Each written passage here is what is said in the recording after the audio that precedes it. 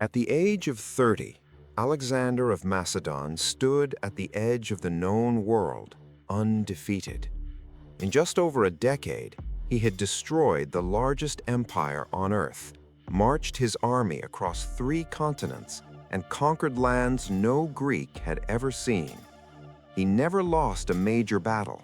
His enemies outnumbered him again and again, and yet they fell every time. How did one man, commanding a relatively small army, bring the ancient world to its knees? Was it genius, ambition, luck, or something darker? To understand how Alexander the Great conquered the world, we must begin before the victories, before the legends, and before he ever called himself great. The world Alexander was born into was divided, restless, and vulnerable.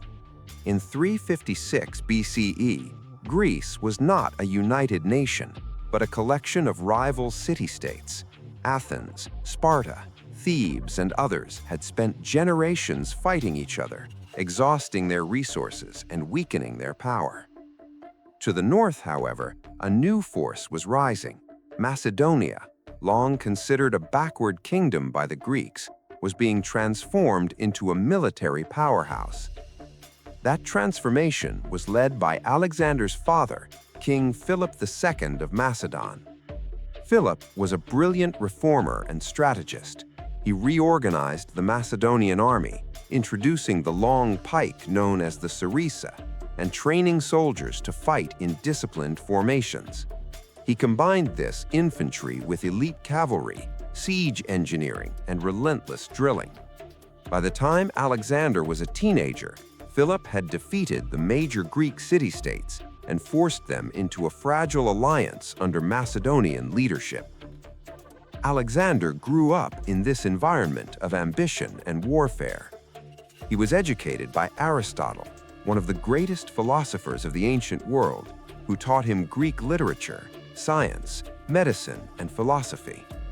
From an early age, Alexander was shaped by heroic ideals, especially the legends of Achilles, whom he saw as a personal role model. He believed he was destined for greatness, and he wanted glory that would echo through history. In 336 BCE, Philip II was assassinated under circumstances that are still debated by historians. Alexander, only 20 years old, suddenly became king.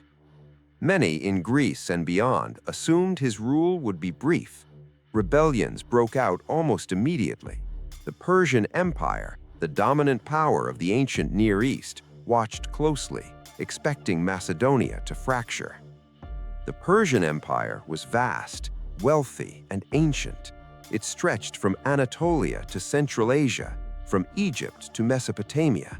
It commanded enormous resources and armies far larger than anything Macedonia could field. Yet it was also overstretched, dependent on regional governors, and vulnerable to rapid, decisive strikes. This is why the story matters. Alexander did not conquer a weak or empty world. He challenged the most powerful empire of his age with limited manpower and constant risk. His success would reshape politics, warfare, culture, and the exchange of ideas across continents. The stage was set for one of the most extraordinary campaigns in human history. Alexander moved quickly to secure his throne. In his first year as king, he crushed revolts in Greece with decisive force. When the city of Thebes rebelled, Alexander destroyed it almost entirely in 335 BCE. Thousands were killed or enslaved, and the city was left in ruins. The message was unmistakable. Resistance would be met with total destruction. The remaining Greek city-states submitted, and Alexander inherited the military alliance his father had built. With Greece secured, Alexander turned to his true objective, the Persian Empire. In 334 BCE, he crossed the Hellespont into Asia Minor with an army of around 40,000 men. Before engaging the Persians, he made a symbolic stop at Troy, honoring the heroes of the Iliad and presenting himself as the heir to their legacy. From the beginning, Alexander understood the power of symbolism as much as strategy. The first major test came at the Battle of the Granicus River. Persian forces attempted to stop the Macedonian advance, but Alexander led a daring cavalry charge across the river, personally fighting in the thick of battle. The Persians were defeated, and much of Asia Minor fell rapidly into Macedonian hands. Greek cities under Persian control were liberated, though Alexander often installed Macedonian governors to secure loyalty. As Alexander advanced south, he faced both military and logistical challenges. In 333 BCE, he encountered the Persian king Darius III at the Battle of Issus. Despite being heavily outnumbered, Alexander exploited the narrow terrain and the superior discipline of his troops. He broke through the Persian center and forced Darius to flee. The Persian king's family was captured, though Alexander treated them with respect, reinforcing his image as a legitimate ruler rather than a mere conqueror. Rather than pursue Darius immediately, Alexander secured the eastern Mediterranean coast. He understood that Persian naval power depended on these ports. The siege of Tyre in 332 BCE became one of the most difficult operations of his career. Tyre was a heavily fortified island city that resisted fiercely. Alexander responded by building a massive causeway across the sea, employing siege towers and naval support. After 7 months, the city fell. The punishment was severe, a warning to other cities not to resist. Alexander then marched into Egypt, where he was welcomed as a liberator from Persian rule. He was crowned pharaoh and founded the city of Alexandria, which would become one of the greatest centers of learning in the ancient world. At the oasis of Siwa, Alexander consulted an oracle who reportedly confirmed his divine ancestry, a claim that would grow increasingly important to his sense of identity and authority. In 331 BCE, Alexander finally confronted Darius again, this time at the Battle of Gaugamela. Darius assembled a massive army on open ground, hoping to overwhelm the Macedonians. Alexander responded with careful planning and precise maneuvering. At a critical moment, he led a concentrated attack against the Persian center. Once again, Darius fled. The Persian Empire effectively collapsed. Alexander marched into Babylon, Susa, and Persepolis, seizing unimaginable wealth. Persepolis, the ceremonial capital of Persia, was burned under circumstances still debated by historians. Some argue it was deliberate revenge for earlier Persian destruction of Greek cities. Others believe it was an impulsive act, fueled by alcohol and symbolism. Either way, it marked the symbolic end of Persian dominance. Yet Alexander did not stop. Instead of returning home, he pushed east into Central Asia. Here, the war became harder. The terrain was harsh, resistance was constant, and traditional pitched battles were replaced by guerrilla warfare. Alexander adapted by forming mobile units, building fortresses, and incorporating local soldiers into his army. He married Roxana, a noblewoman from the region, signaling his willingness to blend Macedonian and Persian cultures. This period revealed a change in Alexander. He adopted elements of Persian court customs and expected greater reverence from his followers. Tensions grew within the army, culminating in the execution of trusted companions accused of disloyalty. The campaign was no longer just about conquest. It was about control, identity, and Alexander's vision of a unified empire. In 326 BCE, Alexander crossed into India, reaching the farthest edge of his empire. At the Battle of the Hydaspes River, he defeated King Porus in a hard-fought battle against war elephants, one of the most challenging encounters of his career. Impressed by Porus's courage, Alexander restored him as a local ruler, continuing his strategy of rule through cooperation. But by this point, the strain was unbearable. Alexander's soldiers had marched for nearly a decade, far from home, through constant danger. When Alexander proposed pushing farther east, the army refused. For the first time, Alexander was forced to turn back. The conquest of the world had reached its limit, not because of defeat, but because even his loyal army could go no further. The defining moment of Alexander's conquest came in 331 BCE on the plains of Gaugamela in what is now northern Iraq. This was not just another battle. It was the moment when the fate of the ancient world would be decided. Darius III had assembled the largest army Alexander would ever face, possibly more than 200,000 men drawn from across the Persian Empire. They brought cavalry, infantry, chariots fitted with blades, and overwhelming numerical superiority. The battlefield was carefully prepared to favor Persian numbers and mobility. Alexander faced this force with fewer than 50,000 troops. One mistake would mean annihilation. On the night before the battle, while Persian soldiers waited anxiously for dawn, Alexander slept.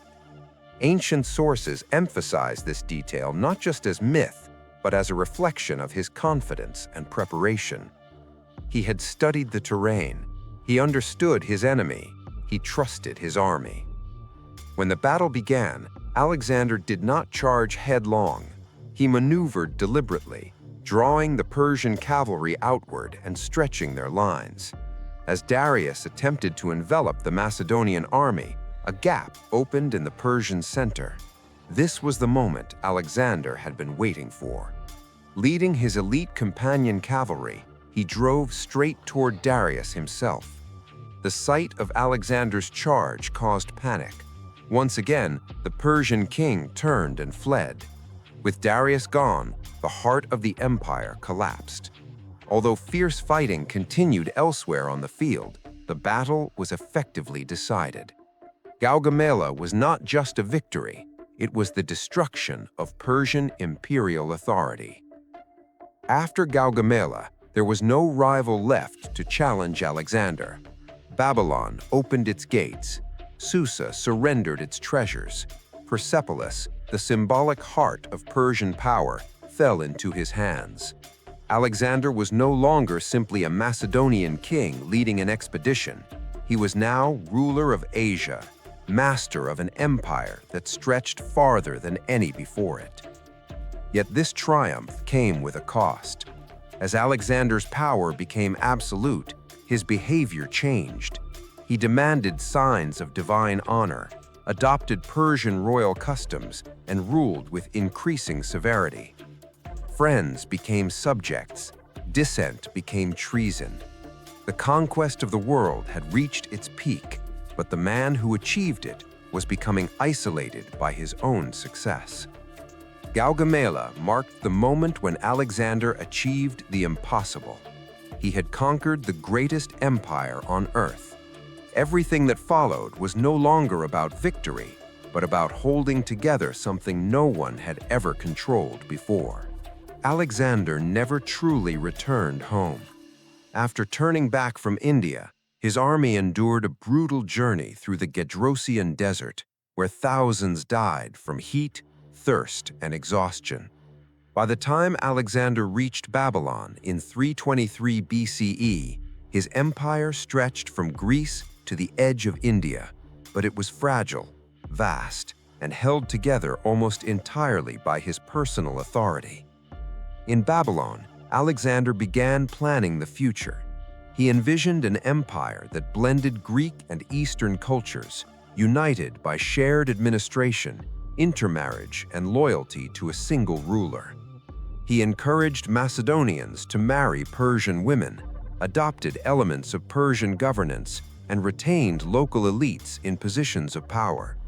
This policy, often called fusion, was meant to stabilize the empire, but it also deepened resentment among many of his Macedonian officers who believed Alexander was abandoning his roots. Then, suddenly, Alexander fell ill. In June 323 BCE, at just 32 years old, he died after several days of fever. The exact cause remains debated. Ancient sources mention illness, possibly malaria or typhoid fever. Later traditions suggested poisoning, but most modern historians consider natural causes more likely. What mattered most was not how Alexander died, but what he left behind. Alexander named no clear successor. When asked who should rule, ancient accounts report that he gave a vague answer, possibly meaning, "to the strongest." Almost immediately, his generals began fighting among themselves.